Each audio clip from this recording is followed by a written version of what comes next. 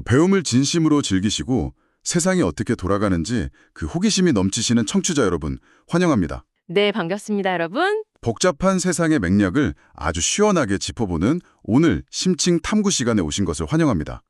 오늘 우리가 해부해볼 자료가 참 방대하잖아요. 네, 맞습니다. 2026년 2월 27일자 간추린 종합뉴스 브리핑이죠. 맞아요. 이게 정치, 경제, 사회, 그리고 국제 정세까지 그야말로 우리 삶을 둘러싼 거대한 톱니바퀴들에 대한 정보가 꽉 차 있습니다. 진짜 요즘은 매일 엄청난 양의 정보가 막 쏟아지잖아요. 그러니까요. 그 속에서 길을 잃거나 피로감을 느끼기 십상인데 그래서 오늘 우리의 미션은 아주 명확합니다. 핵심만 건져내는 거죠. 네, 맞습니다. 이 정보의 홍수 속에서 가장 영양가 있는 핵심만 쏙쏙 건져서 여러분의 시간을 아껴드리는 겁니다.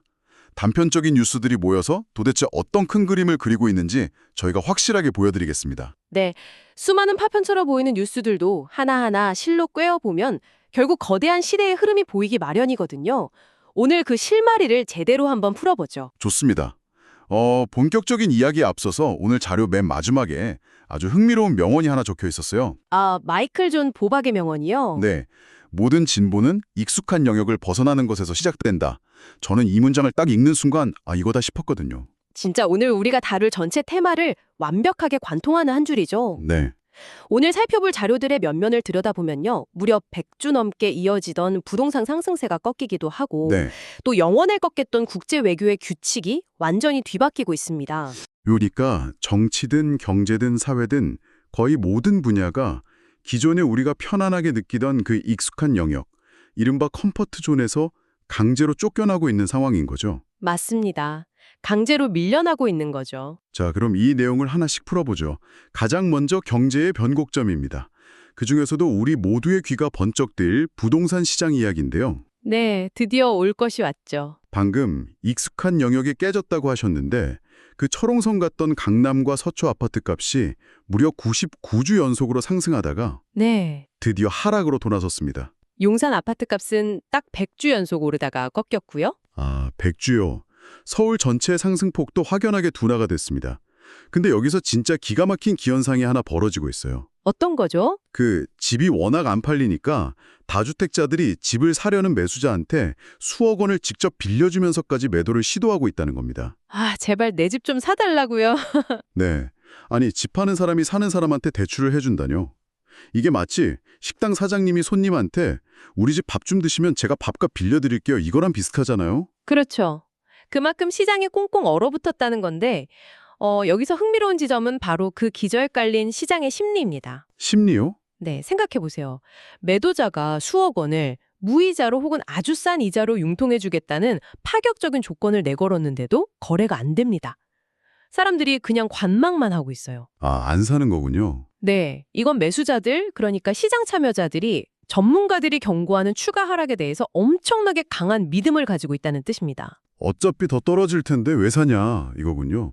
맞아요. 지금 아무리 혜택을 받고 사도 내일 당장 집값이 수억 원 더 떨어질 텐데 내가 미쳤다고 지금 사냐는 거죠. 이런 심리적 위축이 시장 전체를 마비시킨 겁니다. 와, 끝없이 우상향할 것 같던 부동산 불패랑은 익숙한 영역이 붕괴되면서 나타나는 혼란상이네요. 아주 극단적인 혼란상이죠. 근데 참 아이러니한 게 부동산 시장이 이렇게 빙하기를 맞은 반면에 주식시장이나 거시경제 지표는 완전히 딴 세상입니다. 네, 지표가 꽤 좋게 나왔죠. 코스피가 무려 6,307.27을 시원하게 뚫어버렸습니다. 이게 반도체 호황이라는 거대한 엔진을 달고 날아간 건데요. 네, 게다가 한국은행은 기준금리를 지금 6연속으로 동결하면서도 올해 우리 성장률 전망치를 2%로 쓱 올렸잖아요. 맞아요. 경제를 잘 끌고 가고 있다는 자신감이죠. 반면에 바다 건너 미국 증시는 분위기가 좀 엇갈렸습니다. 네, 미국 시장은 그야말로 기대와 실망이 교차하는 혼조세였어요.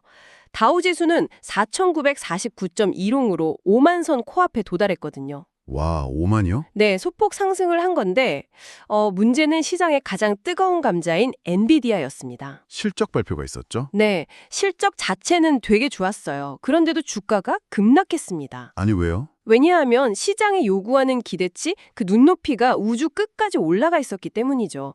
이 정도 벌어선 안 돼, 훨씬 더 벌었어야지 하면서 매도 물량이 쏟아진 겁니다. 아, 기대가 너무 컸군요. 네, 그 여파로 기술주 중심의 나스닥과 S&P 500도 동반 하락을 면치 못했습니다. 그렇군요. 현재 비트코인도 9,700만 원대를 넘나들고 있고 환율은 1,432원까지 치솟았습니다. 자산군이 막 요동치고 있어요. 네, 공장 건설 속도를 미친 듯이 올리고 설비 투자를 폭증시키고 있습니다. 경제적 파급 효과가 엄청나겠죠. 네. 하지만 모든 기업이 이렇게 축포를 터뜨리는 건 아닙니다. 아주 깊은 딜레마에 빠진 것들도 있거든요. 가장 대표적인 곳이 한국전력입니다. 아, 한전이요? 네, 한전이 뼈를 깎는 원가 절감으로 창사 이래 최대 이익을 냈어요. 겉보기엔 박수칠 일인데 속사정은 폭탄 돌리기입니다. 그동안 누적된 천문학적인 부채를 갚아야 하는데 전기요금을 맘대로 올릴 수도 없잖아요. 그렇죠. 국민들 지갑 사정이랑 직결되니까요. 네, 이 적정성 논란 사이에서 줄타기를 하고 있습니다. 정확한 지적입니다. 기업이 이윤을 추구해야 한다는 명제랑 물가 안정을 해치지 말아야 한다는 공기업의 책임이 정면 충돌하는 거죠. 기업들이 기존 생존 방식에서 벗어나 딜레마를 겪는 재미있는 사례가 또 있어요. 바로 쿠팡과 구글입니다. 아, 쿠팡 사태. 우리 입장에선 쿠팡의 최저가 정책이 제일 익숙하잖아요. 네, 근데 공정위 조사 결과를 보니까 그 최저가를 맞추려고 납품업체들한테 단가 인하를 강요했다는 겁니다. 결국 21억 원의 과징금을 맞았죠. 물론 쿠팡은 억울하다며 강하게 부인하고 있죠. 네. 그리고 구글의 행보는 진짜 첩보물 같아요. 우리나라가 안보 문제 때문에 고정밀 지도는 구글에 못 주잖아요. 그렇죠. 안보가 중요하니까. 근데 구글이 여기서 묘수를 냅니다. 정밀 지도는 포기하고 내비게이션용 데이터 방식만 따로 빼서 우회로를 뚫은 거예요. 와, 덕분에 국내에서도 구글 내비게이션 길 안내가 가능해졌는데 국내 업계는 강하게 반발하고 나섰죠. 그러니까 규제의 벽을 우회해버린 거네요. 네. 이 모든 경제 뉴스가 결국 시장 플레이어들이 살아남기 위해 익숙한 룰을 깨고 새로운 길을 개척하면서 내는 파열음을 보여주는 겁니다. 자, 그럼 이제 국내외 정치와 법의 경란 속으로 들어가 보겠습니다. 아참, 본격적인 정치 이야기에 들어가기 전에 청취자 여러분께 꼭 짚고 넘어갈 점이 있죠. 네, 아주 중요한 원칙입니다. 워낙 뜨거운 이슈들이라 오해가 없도록 말씀드립니다. 저희는 오늘 다루는 특정 정당이나 좌우 진영의 정치적 입장을 절대 지지하거나 대변하지 않습니다. 네, 철저히 중립입니다. 오직 주어진 자료의 팩트를 바탕으로 큰 그림만 중립적으로 전달해드린다는 점 명확히 밝힙니다. 자, 그럼 들어가 볼까요? 네, 현재 국내 정치 상황, 혼돈 그 자체입니다. 무소속 김병기 의원이 자녀 취업 특혜부터 수사 무마 의혹까지 자그마치 13가지 비위 의혹으로 고강도 재조사를 받고 있습니다. 13가지나요. 네, 그리고 국회 상황은 더 살얼음판이에요. 방송미디어통신위원 추천안이 부결되면서 고성이 오갔고요. 민주당은 쟁점 법안들을 강행 처리했습니다. 여야 충돌이 심각하죠? 맞아요. 국민의힘은 사법개혁 법안을 막겠다고 필리버스터에 돌입하면서 두 진영이 브레이크 없이 정면 충돌하고 있습니다. 이걸 더 큰 그림과 연결해 보면요. 국민의힘이 얼마나 심각한 딜레마에 빠져 있는지 보입니다. 지지율 문제가 크죠. 네, 지지율이 무려 10%대까지 급락하면서 사면 초과에 빠졌어요. 중진들은 장동혁 대표를 향해서 윤 전 대통령과의 절연을 압박하고 나섰습니다. 노선 갈등이 엄청나네요. 네, 이 노선 갈등이 리더십 위기로 이어지면서 당분간 출구가 안 보일 전망입니다. 여기에 사법체계의 뿌리까지 흔들 법안이 국회를 통과했습니다. 이른바 법 왜곡죄인데요. 아, 그 논란의 법안이요? 네, 판검사가 고의로 법을 왜곡하면 처벌하겠다는 건데 반발이 만만치 않죠. 법 쪽의 우려가 상상을 초월합니다. 판검사의 고의적인 법 왜곡인지 아니면 법리적 해석의 차이인지를 입증할 기준이 너무 모호하거든요. 기준이 모호하다? 네, 이렇게 되면 재판 결과에 불복하는 고소고발이 남발될 게 뻔합니다. 대법원 판례가 정립되기 전까지는 사법 실리가 걷잡을 수 없이 커질 수밖에 없어요. 기존에 익숙했던 법의 테두리가 흔들리는 현장이네요. 근데 여기서 정말 흥미로워지는 부분은요. 국제 외교 무대입니다. 북한 소식이죠? 네, 북한 9차 노동당 대회가 끝났는데 김정은 위원장이 한국은 영원한 적이라며 대화를 아예 차단해버렸습니다. 대남 타격 수단 증강도 공언했고요. 근데 반대로 미국을 향해서는 태도가 묘합니다. 대화의 여지를 살짝 남겨두면서 실리 추구 전략을 썼거든요. 아, 투트랙이네요. 맞아요. 열병식에서 신무기 공개는 안 했습니다. 대신 핵무기 수와 활용 공간 확대를 선언하면서 압박만 가했죠. 국제사회가 거대한 지정학적 체스판 위에서 수싸움을 벌이는 것 같습니다. 네, 그리고 지금 이 체스판을 가장 거칠게 뒤흔드는 게 미국 트럼프 행정부입니다. 아, 글로벌 관세요? 네, 일부 15% 이상 글로벌 관세를 예고하면서 혼선이 빚어지고 있고 IMF의 부정적 전망도 나오고 있죠. 그 사이 중국의 행보가 눈에 띄더라고요. 중국 대응 방식이 기가 막힙니다. 트럼프 압박에 당황하는 게 아니라 오히려 역이용하고 있어요. 독일과의 정상회담 직후에 유럽산 항공기 120대를 싹쓸이 구매했습니다. 와, 120대를요? 네, 미국이 관세로 압박할 때 중국은 유럽에 선물을 주면서 서방 내 영향력을 치운균 고도의 외교 전술인 거죠. 미국 틈새를 노리는 거네요. 제재를 피하려는 움직임은 중동에도 있습니다. 제네바에서 끝난 미국 이란 3차 핵협상 소식인데요. 네. 이란이 우라늄 농축 일시 동결이라는 카드를 꺼냈습니다. 중제국 오만도 상당한 진전이라고 평가했고요. 다음 주 월요일 빈에서 기술적 논의가 이어집니다. 진전이 있네요. 네. 한편 미국 내부에서는 힐러리 클린턴 전 국무장관이 제프리 앱스타인 연루 의혹 비공개 조사에 출석했습니다.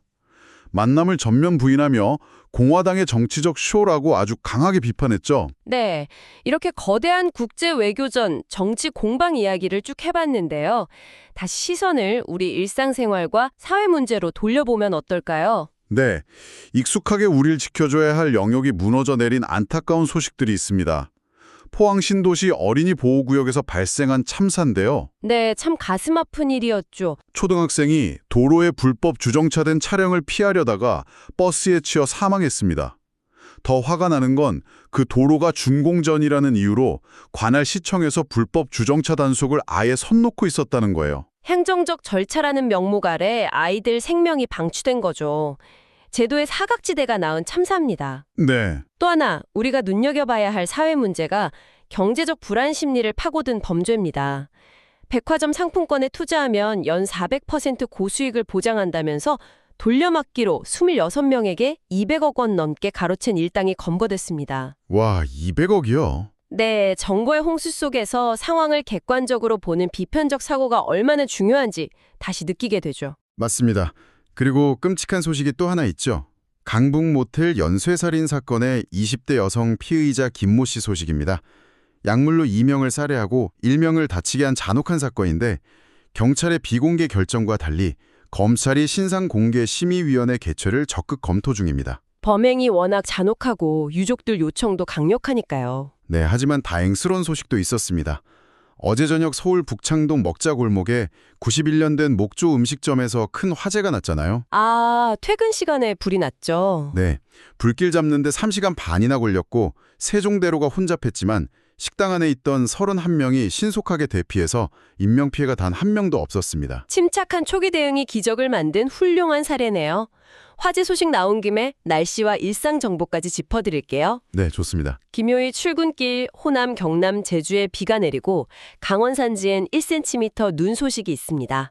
하지만 낮 기온이 서울은 15도까지 오르면서 포근하겠고요. 완전 봄이네요. 네, 단 3일절 연휴가 시작되는 내일 전국에 또 비가 옵니다. 특히 수도권과 강원은 건조하니까 앞서 말씀하신 북창동 화재처럼 화재에 각별히 유의하셔야겠습니다. 네. 자, 그래서 이 모든 게 우리에게 어떤 의미일까요? 오늘 참 방대한 출처의 정보들을 종합해봤습니다. 100주 연속 아파트값 상승세가 꺾이고 네. 관세와 대규모 항공기 구매로 국제동맹이 흔들리고 또 법 왜곡죄라는 새로운 법안이 사법체계의 근간을 흔들 수 있는 불확실성까지 상기시켜줬죠. 이건 우리에게 아주 중요한 질문을 던집니다. 도입부에 나눴던 마이클 존 보박의 명언을 떠올려 볼까요? 국가와 시장, 기업들이 강제적으로 기존의 익숙한 영역에서 쫓겨나서 새로운 전략을 실험하고 있는 겁니다. 맞습니다. 그래서 마지막으로 청취자 여러분께 이 질문을 던지고 싶습니다. 세상을 움직이는 거대한 시스템, 정부 정책, 글로벌 시장, 국제 동맹마저도 과거 데이터가 통하지 않는 미지의 영역으로 진입하고 있습니다. 그렇다면 청취자 여러분, 네. 여러분이 일상과 비즈니스에서 결정을 내릴 때 사용하고 있는 그 지도는 최신 버전인가요? 아니면 이미 변해버린 과거의 익숙한 지도인가요? 깊게 고민해 볼 만한 질문이네요. 네, 오늘 다룬 방대한 지식들이 청취자 여러분의 삶에 새로운 아하 모멘트가 되었기를 진심으로 바랍니다. 네, 정보의 맥락을 읽는 게 무기가 되는 시대니까요. 맞습니다. 다음 심층 탐구 시간에도 세상의 핵심을 꿰뚫는 흥미진진한 자료들과 함께 다시 돌아오겠습니다. 여러분 함께해 주셔서 감사합니다.